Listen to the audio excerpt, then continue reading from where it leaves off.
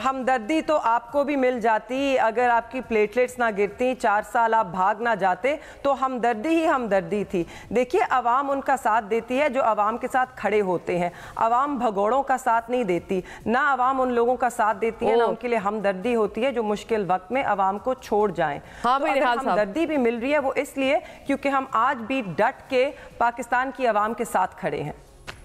जी निहाल साहब, अच्छा कंप्लीट हो जाए तो मैं भी बात कर लूं।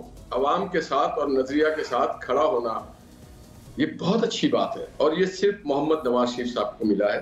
बाकी लोग तो कभी नून लीग में, कभी काफ लीग में, कभी पीपल्स पार्टी में, कभी पीटीआई में आते जाते रहते हैं। कोई वजीर आजम बनना चाहता है, कोई मतलबुल अनान बनना चाहता है। जो 31 साल है ना, नवाज शरीफ को लाइफ टाइम बैन भी किया गया था और लाइफ टाइम सजा भी दी गई थी और उन्हें उम्र कैद भी कर दिया गया था और हमारी पार्टी के सारे लोग जेल काटते रहे।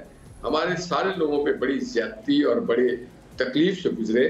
तो ये तो अभी नया नया चखा है, अभी तो चंद महीना हुआ है और चीख पुकार इस तरह से कर रहे हैं जबकि हमारी पार्टी ने इस मुल्क को बनाने में अपना किरदार अदा किया और भी लोगों ने किया, मगर जितना मोहम्मद नवाज शरीफ साहब का कंट्रीब्यूशन, जो दयानत की, अमानत की, शराफत की सियासत मोहम्मद नवाज शरीफ साहब ने सिखाया, ये सियासत और किसी के पल्ले नहीं आए। बाकी लोगों ने तो गाली गलौज और एक दूसरे को चोर गद्दार, एक दूसरे तो फिर आप उन्हें वजीर आजम क्यों नहीं बनाना चाहते?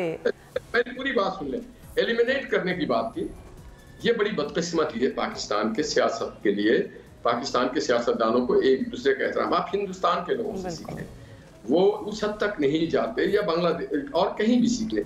हम इस हद तक चले जाते हैं, नहीं मालूम किसकी चाकरी करने के लिए हम कहां कहां तक चले जाते हैं। नवाज शरीफ में बुरबारी है कि नवाज शरीफ ने जो नहीं कहा कि मैं वजीर आजम बनूंगा, लाजमी बनूंगा। उन्होंने देखा कि अगर मैंडेट स्प्लिट है तो उन्होंने हमारी पार्टी को कहा कि आप जाएं, जाके दीगर पार्टियों से बात करें। हमदर्दी तो आपको भी मिल जाती अगर आपकी प्लेटलेट्स ना गिरती, 4 साल आप भाग ना जाते, तो हमदर्दी ही हमदर्दी थी। देखिए, अवाम उनका साथ देती है जो अवाम के साथ खड़े होते हैं। अवाम भगोड़ों का साथ नहीं देती, ना अवाम उन लोगों का साथ देती है, ना उनके लिए हमदर्दी होती है जो मुश्किल वक्त में अवाम को छोड़ जाएं। हाँ, तो अगर हमदर्दी भी मिल रही है वो इसलिए क्योंकि हम आज भी डट के पाकिस्तान की अवाम के साथ खड़े हैं। जी निहाल साहब, अच्छा कंप्लीट हो जाए तो मैं भी बात कर लूं। अवाम के साथ और नजरिया के साथ खड़ा होना ये बहुत अच्छी बात है और ये सिर्फ मोहम्मद नवाज शरीफ साहब को मिला है।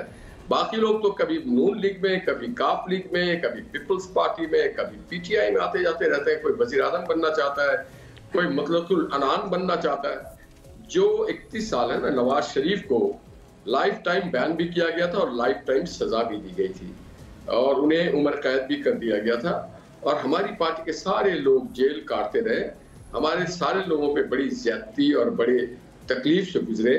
तो ये तो अभी नया नया चखा है, अभी तो चंद महीना हुआ है और चीख पुकार इस तरह से कर रहे हैं जबकि हमारी पार्टी ने इस मुल्क को बनाने में अपना किरदार अदा किया और भी लोगों ने किया, मगर जितना मोहम्मद नवाज शरीफ साहब का कंट्रीब्यूशन, जो दयानत की, अमानत की, शराफत की सियासत मोहम्मद नवाज शरीफ साहब ने सिखाया, ये सियासत और किसी के पल्ले नहीं आए। बाकी लोगों ने तो गाली गलौज और एक दूसरे को चोर गद्दार, एक दूसरे तो को फिर चोर आप उन्हें वजीर आजम क्यों नहीं बनाना चाहते?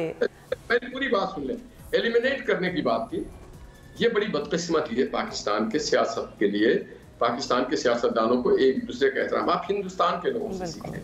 वो उस हद तक नहीं जाते, या बांग्लादेश और कहीं भी सीख लें।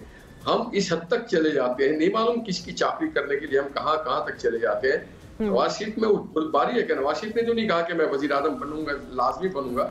उन्होंने देखा कि अगर मैंडेट स्प्लिट है तो उन्होंने हमारी पार्टी को कहा कि आप जाएं, जाके दीगर पार्टियों से बात करें।